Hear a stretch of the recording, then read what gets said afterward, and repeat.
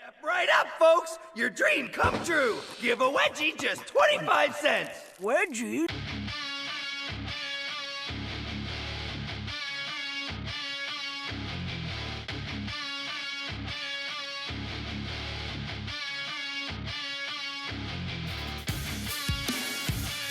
The Wedgie Club. The Wedgie Club. The Wedgie Club. The Wedgie Club. The Wedgie Club. The Wedgie Club. The Wedgie Club. The Wedgie Club.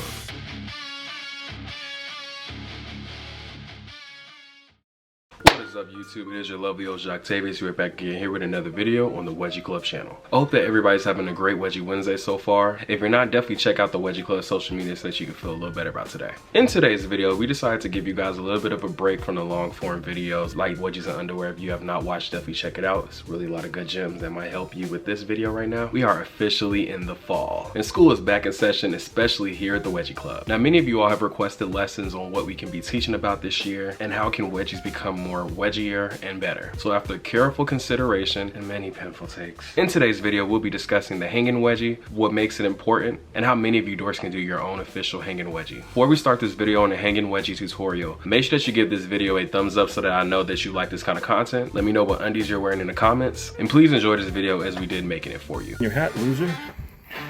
Atomic Wedgie survivor? Yes, sir. I don't think after this he's gonna be surviving anything. A hanging wedgie is a wedgie that is given where a person is hung up by their underwear away from the ground. It can be hung from a multitude of surfaces, from tree branches, fences, even with regular bathroom doors with the right tools. Unlike the standard wedgie, hanging wedgies usually involve a stationary object like a tree branch or a fence or a door handle that no matter how much you scream or cry, it's not letting you down. This is what makes hanging wedgies both a fan favorite in the community as well as diabolical, as the dork is literally at the mercy of their own underwear. Talk about a betrayal. While there are a lot of people that are now doing more hanging wedgies now than ever, it is still a very advanced technique because you can easily get hurt if you're not taking the right precautions. And I'm not just talking about wedgies.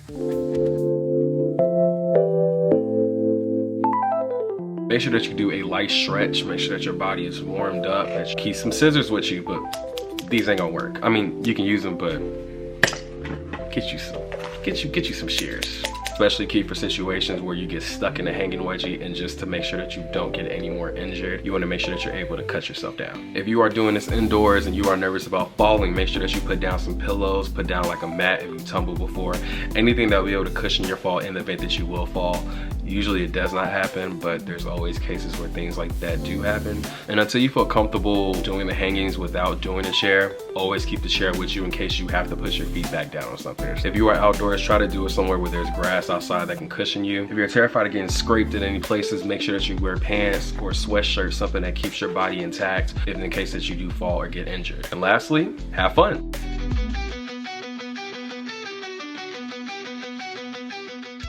Here are the items that you're possibly going to need in order to successfully do a hanging wedgie. First one is a given. You're going to need underwear. I would recommend for everybody to have at least 2 pairs of underwear on. If you're more on the heavier set side like me, where I'm at 250, I would recommend you wearing 3 or maybe even 4 if you're feeling nervous. The reason for this is for the friction fighting the gravity. As somebody is in a hanging wedgie, both of the underwears are fighting each other as they're going down. The next item that you'll need will be either a ladder, a chair, something that you can be able to stand on so that when you're doing these hanging wedgies that you don't end up falling down and of course getting very injured.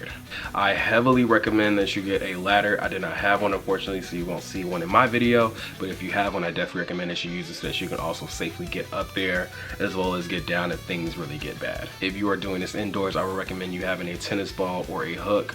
I unfortunately did not have a tennis ball. I will work on that for the next video. If you are outdoors, you'll be needing a tree branch, a fence, a sign that can hold you up, anything that will allow you to be, of course, above the ground, however safely as well. So there are a few options when you're doing a hanging wedgie, right? You don't have to do them all the same ways. And through this video, I will show you each step on how to achieve them perfectly. So the first option that you have that I think most people genuinely have is the hook process. That's usually when you have a hook somewhere in your house, hanging on your door, somewhere where it's sturdy enough to be able to possibly hold up an entire person in a hanging wedgie. Now, as a 250-pound man, I totally understand anyone that may be concerned with using a hook. However, surprisingly, I did have an old hook in my house that surprisingly works very well. at least for 15 seconds. But this is one of the more easier ones that can keep you inside the house and not have to take it outside. Make sure that you are properly dressed. Wear something comfortable, wear some pants, wear something that if you do end up falling that you won't get as hurt compared to if you wore short sleeve and shorts. If everything goes according to plan, you can go up there and start hooking your underwear and see if it works. Now in this video, you will see me struggle just a little bit because I am 6'1", trying to get my undies all the way up there in order to do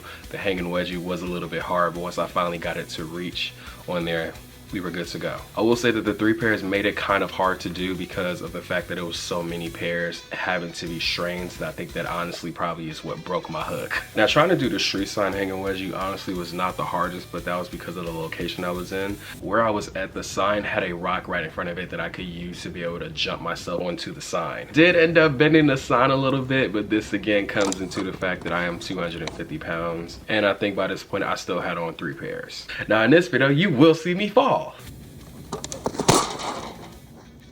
Don't ever say I don't love y'all, because I literally could have unalived. Like y'all, I fell face first into the rock. Thankfully my legs hit first. I low-key had a great time on that sign, but we're never doing that again. Finally, we have the king daddy of hanging wedgies, the fence wedgie. The fence wedgie by all time was my favorite to do just because it was so easy to do. I luckily found a fence that I could platform and easily walk up to and then hang myself over, which was perfect because I was able to choose exactly which spot that I wanted to be on. Fences have more of a geometric shape also that allows you to be able to hold on to it a little bit more with your underwear. I walked up there, I found where I wanted to sit. I latched my underwear onto the back of the fence and I let go. Please do not just jump down. I know that a lot of y'all are probably thirsty to have your first one, but please just be safe in this. Put one leg down, still hold on to the back of the fence if you need to, and if you feel comfortable and you feel like your underwear and your body is holding you up, let both legs go. Have at it, man. Now I tried the fence wedgie with both with 2 pairs and 3 pairs. The 3 pairs were a lot more sturdy and allowed me to be able to bounce. I was able to hang as long as I pleased. It really wasn't that uncomfortable.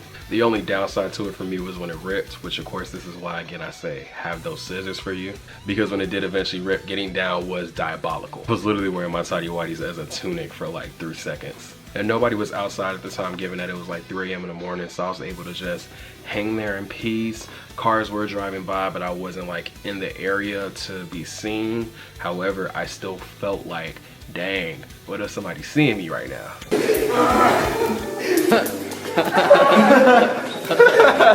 And here are some of my favorite hanging wedgie videos and pictures of all time. What kind of briefs are you wearing there, Dale? Go to the moon, Bill!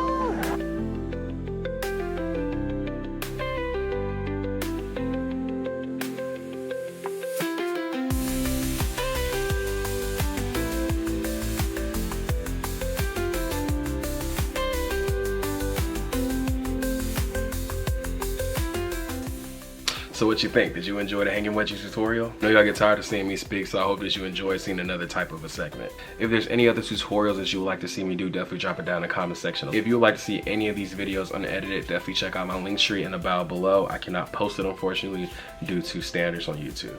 My butt is literally still healing from this, so please give it a thumbs up so that we know me and my butt know that you love this kind of content. And make sure that you subscribe so that no wedgie goes in vain. Anyways, I hope that you all are having a good evening. I still gotta go heal, so y'all stay wedgie. I won't be, but y'all take care.